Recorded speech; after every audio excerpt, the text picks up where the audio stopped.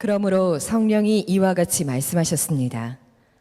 오늘 너희가 그의 음성을 듣거든 너희 조상들이 광야에서 시험받던 날에 반역한 것과 같이 너희 마음을 완고하게 하지 말아라. 거기에서 그들은 나를 시험하여 보았고 40년 동안이나 내가 하는 일들을 보았다. 그러므로 나는 그 세대에게 분노해서 말하였다. 그들은 언제나 마음이 미혹되어서 내 길을 알지 못하였다. 내가 진노하여 맹세한 대로 그들은 결코 내 안식에 들어오지 못할 것이다. 형제자매 여러분 가운데에 믿지 않는 악한 마음을 품고서 살아계신 하나님을 떠나는 사람이 아무도 없도록 여러분은 조심하십시오. 오늘이라고 하는 그날 서로 권면하여 아무도 죄의 유혹에 빠져 완고하게 되지 않도록 하십시오. 우리가 처음 믿을 때 가졌던 확신을 끝까지 가지고 있으면 우리는 그리스도께서 주시는 구원을 함께 누리는 사람이 될 것입니다.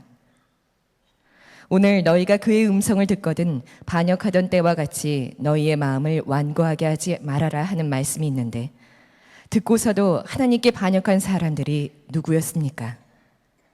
모세의 인도로 이집트에서 나온 사람들 모두가 아니었습니까?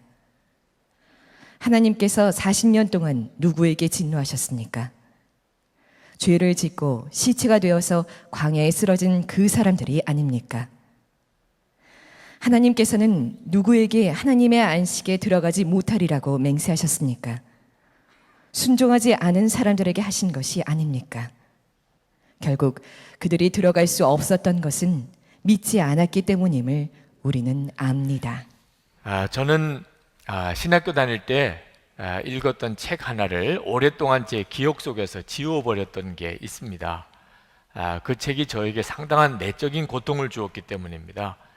김은국 씨가 쓴 순교자라는 책입니다.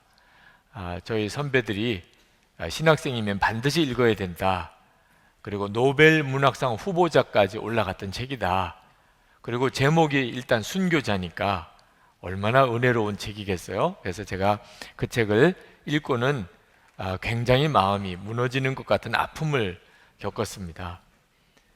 그 책의 내용은 간단히 말하면 6.25 전쟁 때 평양에서 14분의 목사님이 공산당에 끌려가서 12분이 총살당하고 2분의 목사님이 생존하셨는데, 얼핏 보면 12분의 목사님은 순교하셨고 2분의 목사님은 배교하셨다는 느낌을 받지요.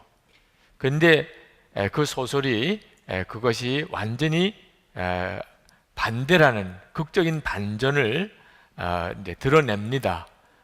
그 12분의 목사님은 사실 목숨만 살려달라고 믿음도 다 버리겠다고 그랬던 목사님, 그 목사님들을 총살했던 그 현장에 있던 인민군 장교가 포로가 되어서 진술하는 과정에서 그 내용이 이제 드러나게 됩니다.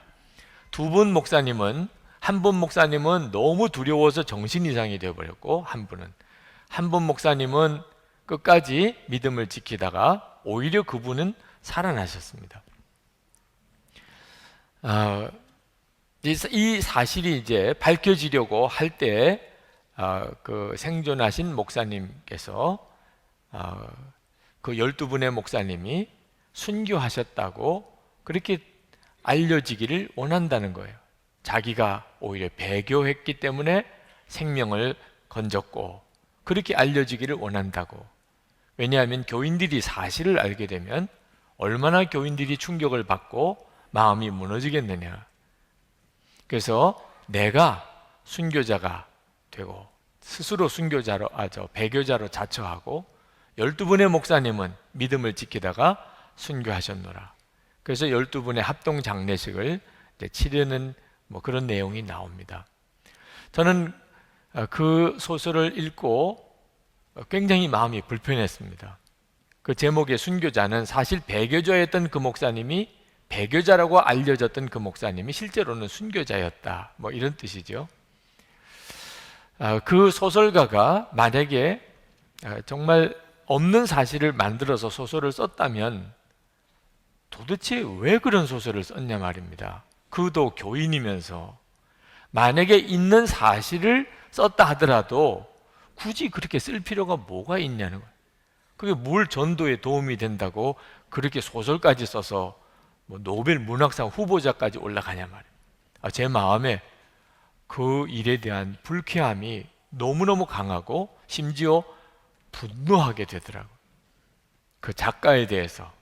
그러나 그 분노는 사실 그 12명의 배교자 목사님들에 대한 분노이기도 했습니다. 세상에 어떻게 목사님이 그럴 수가 있냐. 저는 신학교 들어갈 때 제가 자원해서 들어간 입장이 아니었고, 그래도 목사가 되었으니 뭔가 여기에 어떤 보람 있는 길이 있을 거라는 생각을 가지고 있었던 때였는데, 내가 믿는 이 믿음, 복음이라는 게 실상은 이것밖에 안 되는 건가? 그런 마음의 좌절이 굉장히 컸습니다. 일제시대 때 교회 지도자들이 그 죽음의 두려움 앞에서 믿음을 버리고 신사참배했던 부끄러운 과거도 너무너무 마음이 불편했습니다. 그러나 솔직한 마음은 나도 그렇게 될 가능성이 있다는 사실을 인정하기가 싫은 거죠. 나도 그런 12명의 목사와 같은 그런 사람이 될 수 있다. 그게 시인하기가 싫었던 거죠. 그래서 그 책 자체를 아예 제 기억 속에서 그냥 다 지워버리려고 했습니다. 그런데 이번 히브리서 설교를 준비하면서 그때의 그 기억이 또렷하게 다시 살아났어요. 히브리서는 정말 불편한 진실이죠. 예수 믿는 사람 중에도 배교자가 나온다. 그 사실을 정면으로 다루고 있는 성경입니다. 예수를 믿고 구원받았다면서 나중에 예수님을 부인하고 배교하는 이런 일들이 일어나고 있다는 거죠. 여러분, 우리 교우 중에 장덕산 김동수 집사님 부부가 작곡하고 연출한 도산 안창호 오페라가 어제 또 오늘 오후 5시 국립중앙박물관에서 공연하고 있습니다. 교우 여러분들에게 꼭 한번 가서 보시도록 권해드리고 싶어요. 우리 교우 집사님께서 특별히 정말 기도하고 심혈을 기울여 공연하는 오페라이기 때문이기도 하지만, 조국을 위해서, 하나님께서 조국을 위해서 내 목숨을 바치라, 이런 마음을 주셔서 도산 안창호 선생이 생명을 걸고 독립운동을 합니다. 그럴 수 있다면, 조국을 위해서도 그럴 수 있다면, 하나님의 나라를 위해서는 이건 아무리 순교할 상황에 온다 하더라도 어떻게 하나님을 떠나고 배교할 수 있냐 말입니다. 여러분이 그 오페라를 보실 때 하나님의 나라라면 나는 어떻게 할 건가 하는 마음으로도 한번 보시면 좋겠습니다. 근데 히브리서 기자가 이 불편한 진실을 다루면서 순교는, 배교는 무서워서 핍박이 너무 심하기 때문에 하는 게 아니라는 것을 말씀하고 있습니다. 실제로 그때 당시에 핍박 앞에서 섰던 그리스도인들은 핍박의 공포도 있지만 같이 예수 잘 믿던 동료들이 예수님을 부인하고 배교하는 것으로 인한 아픔이 훨씬 컸을 겁니다. 어떻게 이런 일이 벌어지지요? 흔히들 많이 생각하기를 핍박이 너무 심하면 그러면 그런 사람들이 나오게 될 것이라, 나도 만약에 순교하는 상황이 만약에 내게 온다면 내가 끝까지 믿음을 지킬 수 있을까, 이렇게들 생각을 합니다. 근데 히브리서 기자는 그게 아니라는 거예요. 핍박이 너무 심하기 때문에, 순교라는 극한 상황에 몰렸기 때문에 믿음을 버리고 그리고 배교하게 된 게 아니라는 겁니다. 그럼 뭐 때문이죠? 마음이 굳어졌기 때문이라는 거예요. 마음이 굳어졌기 때문에 순교할 상황이 올 때 배교하게 된다는, 핍박이 올 때 예수님을 떠나게 된다는 겁니다. 오늘 말씀 7절에 보십시다. 그러므로 성령이 이와 같이 말씀하셨습니다. 오늘 너희가 그의 음성을 듣거든 너희 조상들이 광야에서 시험받던 날에 반역한 것과 같이 너희 마음을 완고하게 하지 말아라. 너희 마음을 완고하게 하지 말아라. 이 말씀은 이 설교를 준비할 때 성령께서 계속해서 제게 주신 말씀, 내 마음 완고하게 내버려 두면 안 된다. 마음이 굳어지게 하면 안 된다는 겁니다. 여러분 12절 말씀을 보시면 형제 자매 여러분 가운데 믿지 않는 악한 마음을 품고서 살아계신 하나님을 떠나는 사람이 아무도 없도록 여러분은 조심하십시오. 하나님을 떠나는 일이 핍박 때문에 온 게 아닙니다. 악한 마음을 품었기 때문입니다. 악한 마음에 문제가 생겼다는 겁니다. 마음에. 여러분, 나는 순교할 수 있을까? 여러분 걱정하지 마십시오. 여러분이 순교라는 상황에 만약에 가게 된다면 그때는 주님이 역사해 주십니다. 여러분이 준비할 것은 마음이에요. 마음이 굳어지지만 않는다면 반드시 주님은 그때에 합당할 능력도 또 믿음도 다 주십니다. 여러분이 걱정할 문제가 아닙니다. 우리는 우리 마음이 얼마나 중요한지를 잘 모릅니다. 예수님은 분명히 말씀하셨어요. 어떤 환난이 와도 반드시 이기게 해주실 것이라. 요한복음 16장 33절에 이것을 너에게 이루는 것은 너희로 내 안에서 평안을 누리게 하려 함이라. 세상에서는 너희가 환난을 당하나 담대하라. 내가 세상을 이겼노라. 분명히 약속하셨고 그대로 이루어졌습니다. 예루살렘 교회에 핍박받았지만 오히려 더 기뻐했고 순교자가 나왔지만 복음은 더 놀랍게 증거되었습니다. 자, 그랬다면 왜 히브리서 기자가 썼던 이때 상황에서는 예수님께서 그 배교할 수밖에 없는 상황에 몰린 그들은 왜 도와주지 않았냐 말입니다. 여러분, 말은 바로 해야 되는데 예수님이 도와주지 않으신 게 아니고 도와주실 수 없었던 거예요. 왜 그렇죠? 마음이 굳어져 있었기 때문입니다. 마음이 굳어져 버린 사람은 예수님이 도와주실 수가 없어요.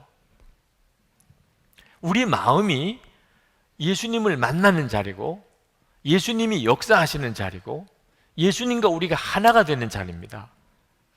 마음 관리를 잘해야 합니다. 우리 장로님들과 중국 수련회 갔을 때 여행사 통해서 이제 우리 수련회를 중국 여행을 했기 때문에 또 거기 꼭 가야 하는 무슨 옵션이 있다고 그러더라고요. 그래서 중국에 있는 어느 한의원에 우리를 데리고 가더라고요. 그래서 다 가서 한의사 앞에서 진맥을 다 했습니다. 가이드가 뭐 사정을 하는 거예요. 가서 그냥 손만 내밀기만 하면 된다고 그래서.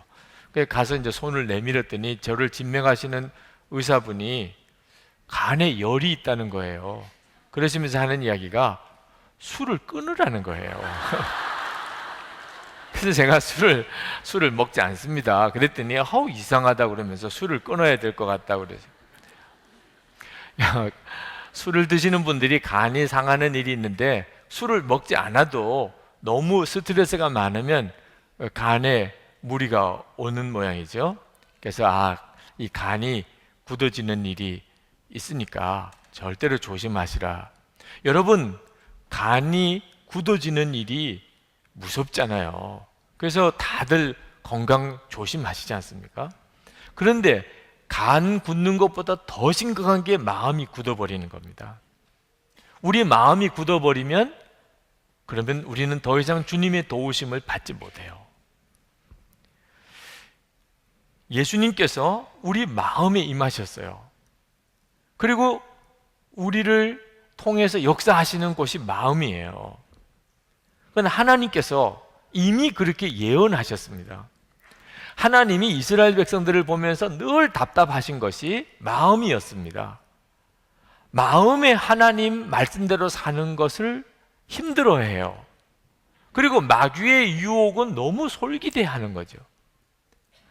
그게 하나님의 마음을 항상 답답하게 한 겁니다. 그래서 하나님께서 이스라엘 백성들에게 약속하시기를 내가 이제 너희들의 마음을 바꿔놓을 것이다. 하나님의 성령을 이스라엘 백성들의 마음에 보내주심으로 그 돌 같은 마음을 부드러운 마음으로 바꿔놓을 것이다. 에스겔서 11장 19절 20절 말씀입니다. 내가 그들에게 한 마음을 주고 그 속에 새 영을 주며 그 몸에서 돌 같은 마음을 제거하고 살처럼 부드러운 마음을 주어 내 율례를 따르며 내 규례를 지켜 행하게 하리니 그들은 내 백성이 되고 나는 그들의 하나님이 되리라. 이 예언이 오순절 마가 다락방에서 그대로 이루어졌어요. 120문도에게 성령이 부어지기 시작하면서부터 모든 하나님의 자녀들에게 다 이 약속이 이루어졌어요. 하나님의 성령이 성도들의 마음에 들어오셔서 우리 마음이 뒤집어진 겁니다. 그래서 우리는 예배드리는 일이 기쁘고 하나님의 말씀대로 살고 싶고, 그리고 죄는 이제는 다 끊어버리고 싶고, 그러면 문제가 될 게 없지요. 하고 싶어서 하는 건데 마음이 바뀌었는데, 그래서 그렇게 살게 되는 것을 성령의 충만함이라고 말하는 겁니다. 그런데 문제는 이런 상태가 계속 유지되어야 한다는 겁니다. 하나님의 성령이 우리 속에 들어와서 돌 같은 마음이 부드러운 마음으로 바꿔지는 이 상태가 계속 유지되어야 한다는 거예요. 14절에 보면 우리가 처음 믿을 때에 가졌던 확신을 끝까지 가지고 있으면 우리는 그리스도께서 주시는 구원을 함께 누리는 사람이 될 것입니다. 자, 처음에 하나님이 우리에게 주셨던 이 놀라운 은혜를 끝까지 가지고 있으면, 그러니까 여러분, 이게 바뀔 수 있다는 뜻입니다. 하나님이 내게 주셨던 이 놀라운 마음이 바꾸어지는 이 은혜가 내가 지키지 못하면 그만 마음이 굳어져서 다시 돌덩어리 같은 옛날 마음으로 돌아갈 수 있다는 거예요. 19절에 배교자들이 왜 배교했나? 결국 믿음 지키지 못하여 믿음 없는 자 같이 되어 버렸다는 겁니다. 결국 그들이 들어갈 수 없었던 것은, 여기 하나님의 안식입니다. 하나님의 안식에 들어갈 수 없었던 것은 믿지 않았기 때문임을 우리는 압니다. 분명히 처음에는 믿음을 가졌는데 그만 그 믿음을 잃어버렸던 거예요. 왜 그랬지요? 마음을 잘 지키지 못했기 때문입니다. 우리 마음이 쉽게 바뀝니다. 굳어져 버려요. 그 예를 15절부터 19절까지 출애굽기 17장의 사건을 가지고 예를 들고 있어요. 자, 이스라엘 백성이 출애굽하고 이제 광야 생활을 합니다. 그런데 광야길을 가다 보니까 물을 얻기가 어려워요. 그래서 그들이 광야를 지나면서 목이 마르는 이런 상황이 벌어졌습니다. 목이 마르고 또 물은 없고, 그러면서 계속 광야길은 걸어가야 되다 보니 그들이 물을 달라고 요구하는 것은 지극히 당연한 거죠. 그래서 그들이 모세에게 와서 우리에게 지금 물이 필요합니다. 마실 물이 없잖아요. 그러니 하나님께 기도하셔서 우리에게 물을 좀 주시게 해 주실 수 없을까요? 이러면 문제가 될 게 아무것도 없죠. 그런데 이스라엘 백성들은 어떻게 했느냐? 그들은 모세에게 몰려와가지고 막 손가락질을 하면서, 모세! 뭐 하는 거야? 우리를 죽이려는 거야? 이랬다는 거예요. 출애굽기 17장 3절에 거기서 백성이 목이 말라 물을 찾으매 그들이 모세에게 대하여 원망하여 이르되, 당신이 어찌하여 우리를 애굽에서 인도하여 내어서 우리와 우리 자녀와 우리 가축이 목말라 죽게 하느냐? 어떻게 말을 해도 이렇게 하냐 말입니다. 여러분, 누가 만약에 여러분과 여러분의 자녀들을 다 죽게 만들면 여러분은 어떻게 반응하실까요? 만약에 어떤 사람이 여러분과 여러분의 가족과 자녀들을 다 죽이려고 해요.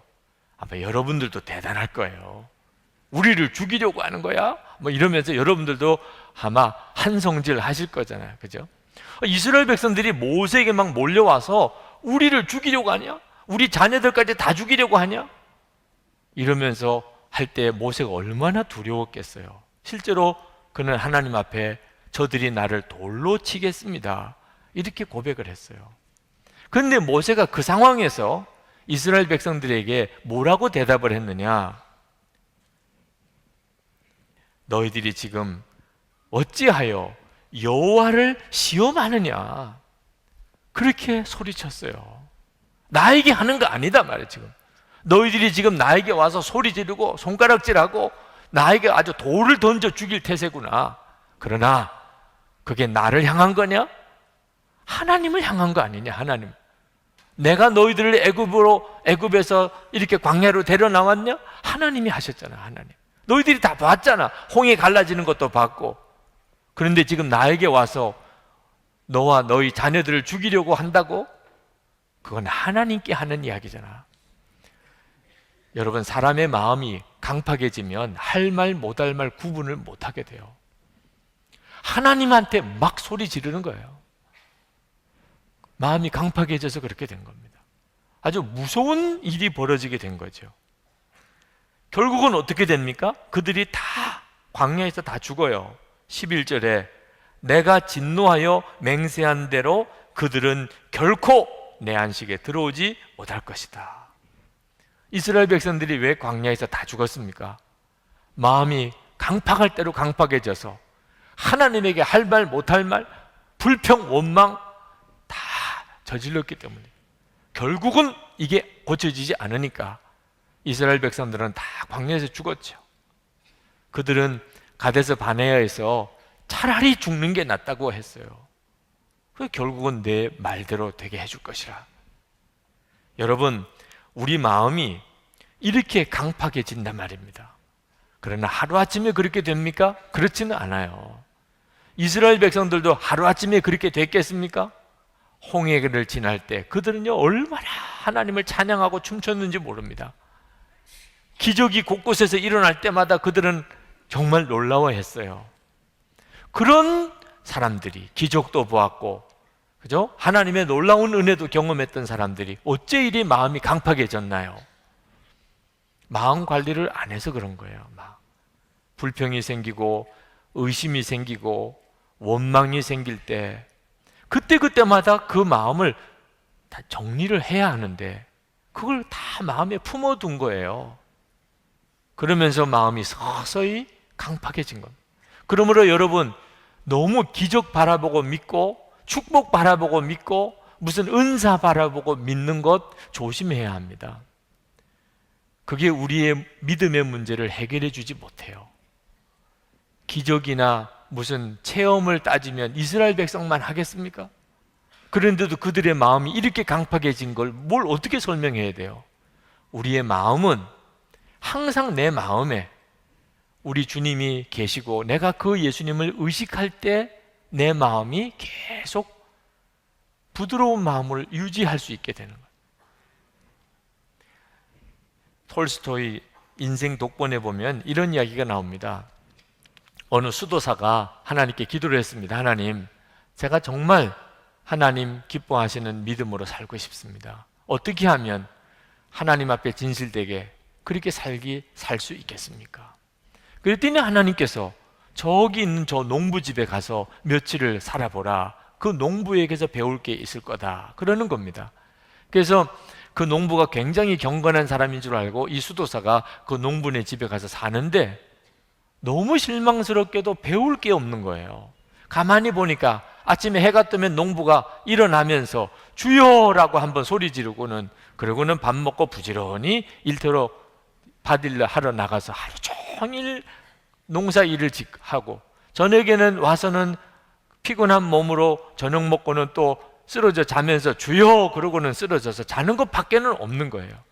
무슨 일터에 나가서 기도를 하는 것도 아니고 집에 돌아와서 성경을 보는 것도 아니고, 세상에 이런 농부한테 뭘 배울 게 있다고 배우라는지. 일주일 동안 지나고 난 다음에 하나님께 다시 나갔습니다. 하나님, 배울 게 없어요. 이 농부에게서 뭘 본받으라는지 저는 모르겠어요. 그랬더니 하나님께서 그러면 너 돌 항아리에다가 물을 채우고 그 돌 항아리를 가지고 마을을 돌으라. 그 대신에 물 한 방울 흘리면 안 된다. 그래서 이 수도사가 물을 담아서 돌 항아리 들고 마을을 한 바퀴 돌았습니다. 다 돌았습니다. 그래 하나님께서 그러면 너 그 돌 항아리 들고 한 바퀴 도는 동안에 나를 얼마나 생각했느냐? 주님은 전혀 생각을 못했습니다. 물 한 방울도 흘리면 안 된다고 그래서 그 물 흐르지 않도록 그것만 생각하느라고 주님 생각을 못했습니다. 그랬더니 하나님께서 하시는 이야기가 너는 이 물 하나 흐르지 않아야 된다는 요 하나만 가지고도 나를 전혀 생각하지 못했지 않냐. 근데 그 농부는 너가 다 봤지 않냐. 얼마나 일이 많으냐. 그 많은 일을 하면서도 하루에 2번이나 나를 불러서 2번이나 일어나서 주여, 잘 때 주여. 우화죠, 우화. 우리가 얼마나 주님을 의식하지 않고 사는지를 그 우화가 말해주는 겁니다. 우리 주님은요 2번 불러주는 것만도 너무 그래서 그 농부한테 가서 배우라고 했다는 우화를 톨스토이가 썼어요. 우리 주님이 정말 원하는 게 뭐죠? 제발 주님을 좀 의식해 달라는 거죠. 여러분의 마음은 왜 굳어집니까? 여러분의 마음에 예수님이 계시다는 것 자체를 의식을 하지 않고 사니까 그런 거예요. 예수님이 여러분의 마음의 왕이 되셔야 된다고. 당연히 그렇죠. 그럼 어떻게 왕이 되십니까? 예수님 내 마음의 왕이 되어 주시옵소서. 그렇게 기도하면 됩니까? 기도해도 안 되는 건 왜 그렇습니까? 기도하는 게 중요한 게 아니고 여러분이 예수님이 정말 여러분의 마음에 계신 것을 항상 의식하고 예수님이 기뻐하지 않는 마음, 생각은 마음에 아예 두려고도 안 하고 주님이 여러분에게 뭔가 깨우쳐서 말씀하신 것이 있으면 무슨 일이 있어도 그대로 순종하려고 하면 그냥 왕이신 거죠. 그러면 예수님이 여러분의 왕이신 거예요. 예수님은 아예 생각도 안 하고 예수님이 기뻐하지 않는 마음과 생각은 잔뜩 쓰레기 같은 것들은 가슴에 품고 주님이 말씀하셔도 그대로 순종도 안 하면 아무리 예수님 왕 되어지시라고 해도 왕이 되실 수가 없는 거죠. 여러분이 예수님을 항상 의식하고 여러분 마음에 오신 것을 진짜 믿으면 그러면 마음이 굳어질 수가 없는 거예요. 그래서 영성일기를 쓰시라는 거죠. 그렇게 영성일기를 쓰시라고 권하는 이유가 뭡니까? 여러분의 마음을 매일 점검하시라는 거예요. 주님이 기뻐하지 않는 마음이 여러분 마음속에 자리 잡지 못하도록 매일 점검하시라는 거예요.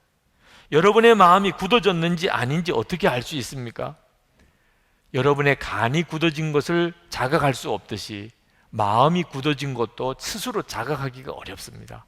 그러나 아예 모르는 건 아니에요. 예수님이 마태복음 11장 17절에서 이렇게 말씀하셨습니다. 우리가 너희를 향하여 피리를 불어도 너희가 춤추지 않고 우리가 슬피 울어도 너희가 가슴을 치지 아니하였다 함과 같도다. 여러분의 마음이 굳어졌는지 아닌지는 여러분이 하나님의 말씀을 듣고 지난 주간에 춤춘 적 있어요? 아니면 여러분들이 정말 가슴을 치면서 울어본 적이 있어요? 하나님의 말씀을 듣고 너무 기뻐서 춤춰본 적도 없고 하나님의 말씀을 듣고 너무 애통해서 울어본 적도 없다면 마음이 많이 굳어져 있는 거예요.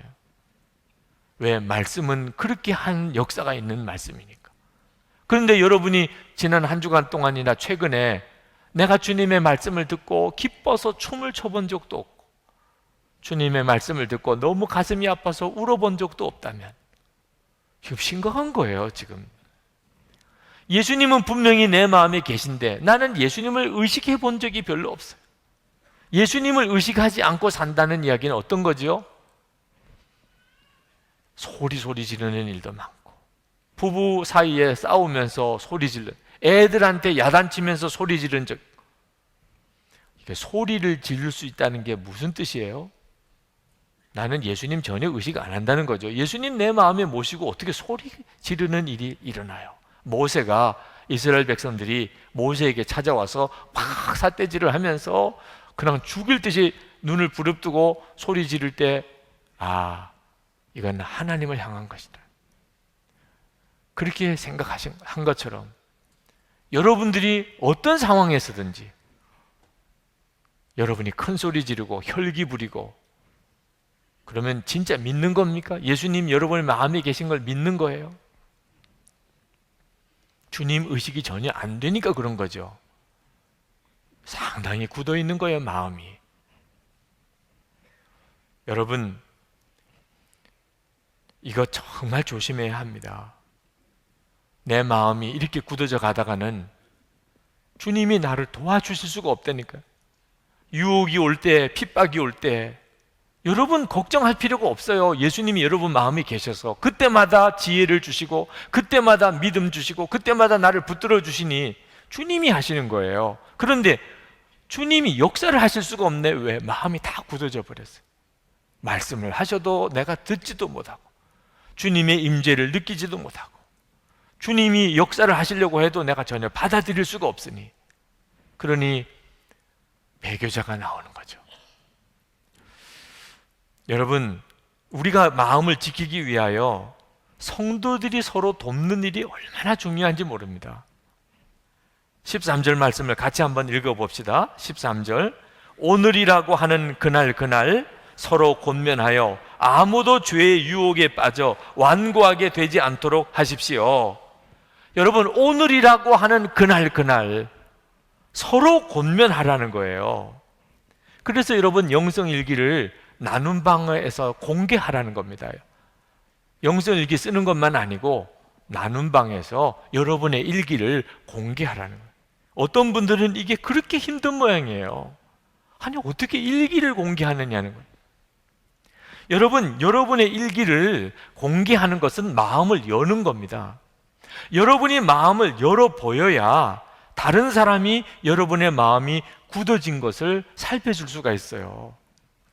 여러분이 마음을 열지 않으면 누가 알아요? 여러분의 마음이 어떤 상태로 가고 있는지. 분명히 서로 권면해서 그날 여러분이 완고하게 되지 않도록 하라고 했잖아요. 우리 부목사님이셨던 임재용 목사님, 다음 주일에 신촌 감리교회 담임 목사님으로 부임해 가십니다. 부목사님들과 송별회를 했어요. 너무너무 감동을 받았어요. 우리 부목사님들과 이렇게 마음이 하나가 되고 한 몸 공동체가 되어 가는 것이 너무 기뻤어요. 근데 전에는 그런 게 아니었습니다. 전에는 제가 부목사님들을 볼 때마다 속을 모르겠는 거예요. 속을. 저 목사님들이 열심히 교회에서 부목사님으로 일을 하시는데 속이 어떤지를 모르겠는 거예요. 아마 부목사님들도 저를 보면 저 속을 모르겠어요 이러셨을 것 같아요. 여러분, 교회 안에 진짜 친구가 있나요? 많은 분들이 말합니다. 초등학교, 중학교, 고등학교, 군대 동기들은 함께 살라고 그래도 함께 살 수 있겠는데 교회 안에는 그런 친구가 없습니다. 많은 성도들이 그렇게 이야기합니다. 속마음을 서로 열어놓고 지내본 적이 없으니까 그래요. 겉으로만 교제한 거예요. 겉으로만. 교인들끼리도 서로를 보면 속을 모르겠는 걸, 속을, 저 사람의 속을. 여러분, 일기를 공개하는 것이 얼마나 놀라운 결과를 가져오는 줄 아십니까? 비로소 우리가 한 몸이 되는 거예요. 마음이 통하니까. 우리 안에 계신 분이 예수님, 내 마음에 계세요. 예수님과 나 사이에 마음에서 하나가 됩니다. 성도들끼리 마음이 서로 열리면 성도들 안에 주님으로 인하여 하나가 되는 역사가 일어나요. 이건 엄청난 역사예요. 교회 일 열심히 하고 아주 믿음이 좋아 보이는데 문제는 속을 모르겠는 분이 있어요. 이유는 본인이 속을 열어 보여주지를 않으니까. 혹시 여러분의 속마음을 이렇게 아직도 열지 않고 계신 분이 있습니까? 좋은 말도 할 때 여세요. 네. 여러분, 영성일기도 쓰시고 그것을 나눔 방에서 공개하세요. 아유, 목사님, 그 말도 안 돼요. 제 속에 있는 거 어떻게 다 보여줘요? 여러분, 지금 그런 마음이 있으시다면 오늘까지는 제가 눈 감아 드릴게요. 오늘. 지금 마음 공개할 수 없다. 지금 마음. 있을 수 있어요. 얼마든지 그럴 수 있다고 인정해요. 여러분의 마음에 지금 공개할 수 없는 그거 오늘은 정리하는 날로 삼으세요. 그러면 나중에 기도 시간 드릴 테니까 그때 주여 이 마음 다 이 시간에 다 내가 정리합니다. 다 내 속에서 다 떠나보내겠습니다. 예수님의 보혈로 씻어 주시옵소서 하세요. 그거. 그리고 내일부터 공개하면 되잖아. 내일부터. 그죠? 어제 다 씻어졌으니 너무 시원하다. 이렇게부터 시작하면 되잖아요. 다 정리했는데 이제 뭐 또 이제 공개하지 못할 게 뭐 있어요? 이미 다 정리했는데. 여러분, 정리하지 못하는 게 도대체 뭡니까? 열어 보일 수 없는 게 뭐냐 말이에요. 그게 마귀가 여러분 속에 들어와서 진치고 있는 거예요. 결국은 그렇게 내 속이 굳어져 가는 겁니다. 왜 그런 걸 마음에 품고 살려고 합니까? 남에게 공개 못한다. 여러분, 어리석은 것이요, 다 이미 드러나 있어요. 수많은 증인들이 다 보고 계시고, 천국에 있는 수많은 증인들이 다 보고 계시다. 뭐 감추고 말고 할 게 없다니까. 예수님은 이미 내 마음에 와서 다 알고 계시고, 그런데 뭘 도대체 공개를 못해요? 그래도 공개를 못할 것 같다. 이미 속고 마귀에게 사로잡혀 있는 거예요. 이거 해결 못하면 결정적인 순간에 주님은 아무 역사를 못하는 순간 옵니다. 지금 오늘 본문에 말씀하신 이 기가 막힌 일들이 벌어지는 거예요. 초기 웨슬리 공동체, 영국을 다 뒤집었어요.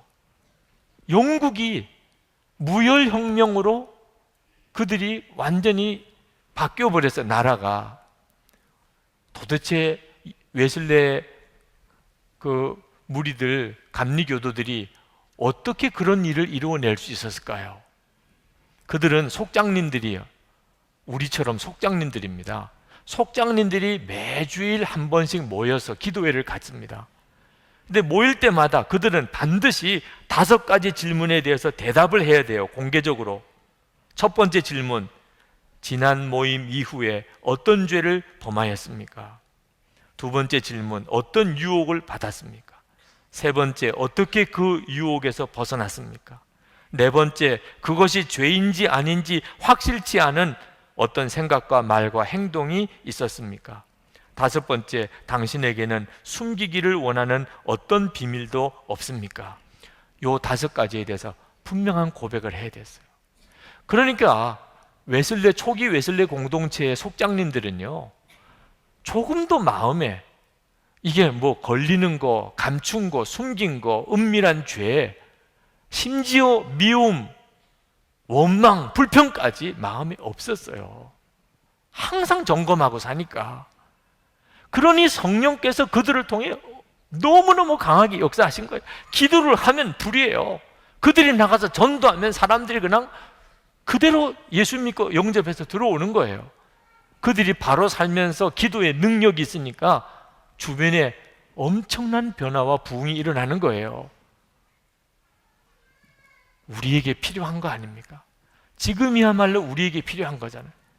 역사는 주님이 하시는데 문제는 깨끗한 마음을 가진 사람이 몇이나 되냐 말이에요. 마음마저도 깨끗한 사람이 얼마나 되냐 말입니다. 예수님을 항상 바라보고 예수님이 마음의 왕이 되신 사람이 몇이나 되냐 말이에요. 여러분, 예수님을 마음의 왕으로 모시고 살아보세요. 여러분이 그렇게 살려면 여러분 주위 사람들도 그렇게 돼야 돼요. 프랭크 루박의 기도일기라는 책이 이번에 새로 나왔습니다. 1937년도에 프랭크 루박의 일기예요. 그 4월 16일 일기에 보면은 프랭크 루박이 이렇게 쓰고 있습니다. 하나님, 제가 다른 사람에게 순간순간 하나님을 의식하는 삶을 살라고 하는 것을 말하지 않으면 제가 실패할 수밖에 없다는 사실을 깨달았습니다. 제가 환경을 주도하지 않으면 저는 환경의 희생자가 될 뿐입니다. 환경이 저를 만듭니다. 하지만 저는 환경을 선택할 수 있습니다. 프랭크 루박이 왜 자꾸 주변 사람들에게 순간순간 분초마다 하나님을 바라보세요, 하나님을 의식하시고 일기를 써보세요, 자꾸 그렇게 말했느냐 하면은 자기가 늘 하나님을 바라보고 살고 싶어서 그래. 주변에 있는 사람들이 다 마음을 가리고 이중적으로 살면 자기도 영향을 받게 돼요. 다 그렇게 사니까 자기도 그렇게 살게 되는 거죠. 나만 마음 열면 이상한 사람이 되잖아요. 그러니까 주변에 있는 사람들도 다 하나님께 마음을 열고 늘 주님 바라보고 그걸 일기로 쓰고 그렇게 살도록 만들어 놓으니까 나도 그렇게 쓰게 되잖아요. 제가 여러분들에게 그렇게 영성일기 쓰라고 하는 이유가 뭘까요? 제가 살고 싶어서 그런 거예요. 나이가 이제 50 후반 들어가고 이제 60대가 되고 70대가 되면 그러면 저도 제 마음을 어떻게 종잡을 수 있을지 보장 못하는 겁니다. 마음이 굳어질 수 있는 것, 누구나 다 그렇죠. 날마다 주님을 바라보고 내 마음을 점검하고, 그러려니 부목사님들에게도 다, 또 우리 장로 아카데미 하시는 나눔방에도 다 제 일기를 공개합니다. 우리가 사는 길이에요. 여러분이 사는 길이, 여러분도 영성일기 쓰고, 그리고 나눔방에 들어가고, 그리고 다른 사람들도 쓰게 하고, 그리고 같이 점검해주고 사는 거예요. 이번에 김성일 장로님이 아들아 일어나 걸어라 하는 책을 내셨더라고. 유학을 간 아들들에게 그 편지 보냈던 내용을 모아서 이번에 책을 냈습니다. 제가 읽어보니까 장로님이 그 편지를 쓰려고 얼마나 많은 책들을 읽었고 기도했고 했는지를 알겠더라고. 자녀들에게 믿음의 유산을 남겨주려고, 신앙의 교훈을 전해주려고 아주 몸부림쳤던 그 편지들이 책으로 나왔어요. 근데 제 마음에 느껴지기를, 이 편지를 쓰면서 누가 제일 변했을까? 장로님 자신일 것 같더라고요. 장로님 자신이. 그 편지를 쓰려고, 그 한 페이지의 편지를 쓰려고 그는 얼마나 많은 책을 읽고 기도했을까? 여러분, 영성일기 쓰면서 나누면서 우리 자신이 가장 유익을 받습니다. 예수님 우리 마음에 계세요. 핍박이 올 거 걱정 마세요. 유혹이 올 거 두려워하지 마세요. 그래서 우리 마음에 와 계신 거니까. 우리가 할 일은 항상 예수님을 깊이 생각하는 겁니다. 1절 말씀 오늘 읽지는 않았습니다만 이 시간에 같이 한번 읽읍시다. 1절 말씀입니다.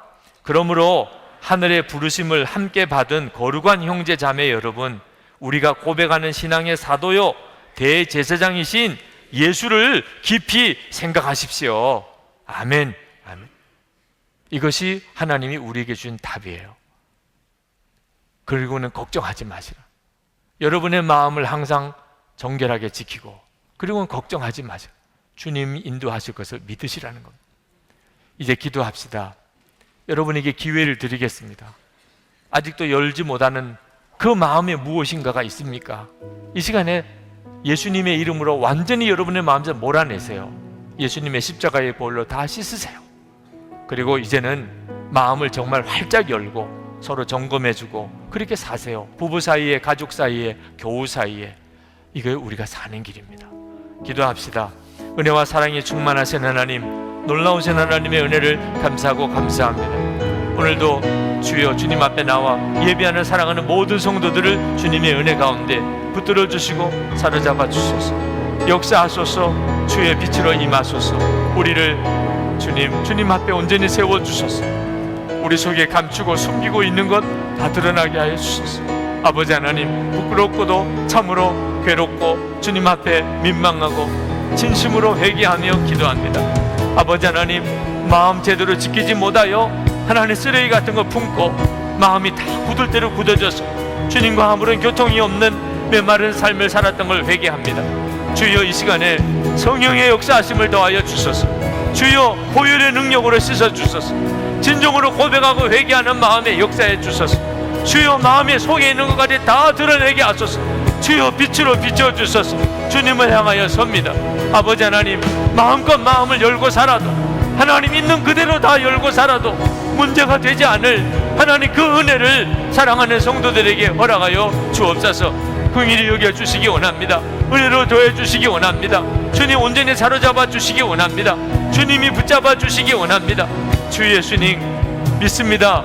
감사합니다. 주님 감사합니다. 은혜와 사랑이 많으신 하나님, 정말 속으로는 썩어져 가고 황폐하고 굳어질 대로 굳어진 마음 가지고 겉모양만 꾸미고 살았던 저희들을 용서해 주시기 원합니다. 주님은 왜 역사 안 해주시는지 안타까워만 했지 마음 지키지 못한 거 생각도 못했습니다. 그러나 오늘 이 시간 주님 앞에 정말 마음을 활짝 열고 빛이신 주님께서 비춰 들어오시고 우리 속에 숨어 있는 것이 무엇이라도 있는지, 감추어진 마귀의 역사가 웅크리고 있는 게 무엇이라도 있는지 다 드러나기를 원합니다. 주님 다 보혈로 씻어지기를 원하며 십자가에서 다 처리되기를 원하며 갈망하는 사랑하는 성도들을 주님 받아주소서. 역사해 주소서. 성령님 그 마음 중심에 충만하여 주셔서 이제는 주님께 뿐만 아니고 가족들에게, 주위에 있는 모든 성도들에게 마음 다 열어놓고 날마다 서로 점검해 주며 마음 굳어지지 않도록 서로 점검하며 하나님 살기를 원합니다. 예수님 정말 붙잡고 살기 원합니다. 주님 역사해 주시는 것을 의지해 살기 원합니다. 예수님은 우리에게 언제나 지혜가 되신, 능력이 되시니 무슨 상황에 있든지 걱정하고 두려워하지 않으며 주님이 역사해 주실 걸 믿으며 인도해 주실 걸 믿으며 오직 우리 마음 깨끗하고 정결하게 되기를 갈망하며 나가는 성도들 위해 함께해 주소서. 놀라운 승리의 삶 주소서. 놀라운 간증의 삶 주소서. 오늘도 주님 앞에 전심으로 예배하며 마음을 다하여 하나님께 드린 우리의 헌금을 또한 주님께 올려드립니다. 아버지 하나님, 주님을 사랑합니다. 주님을 향하여 우리의 마음이 감사로 넘칩니다. 주님, 사랑하는 성도들의 삶에 복을 주소서. 주님께 예배하고 주님께 기뻐 드리기를 원하는 성도들의 삶에 역사하소서. 축복의 통로가 되도록, 하나님의 은혜의 증인이 되도록 역사하소서. 영혼도 주님, 마음도 육신도 깨끗하게 고쳐주소서. 가정, 우리의 가족들, 자녀들 주님 함께 하셔서 천국 같은 가정 되게 해주소서. 성도들의 기업에 힘을 주소서. 주님, 먹고 사는 걱정하지 않고 베풀어 주고 나누어 주고 사는 진짜 축복받은 성도가 되게 해 주옵소서. 거룩한 성도들로 일어나게 하소서. 이 세상을 바꾸어내는 하나님의 통로가 되게 하소서. 북한에 있는 동포들 구원해내고 복음 안에 통일되는 역사가 성도들과 교회를 통해 일어나게 하소서. 세계 열방의 주의 복음이 증거되기 원합니다. 선교사님들 축복해 주시고, 그리고 이 일에 기도하고 헌금하고 헌신하는 모든 성도들을 주님 써 주시옵소서. 감사합니다. 주님, 예수 그리스도 이름으로 간절히 기도합나이다. 아멘.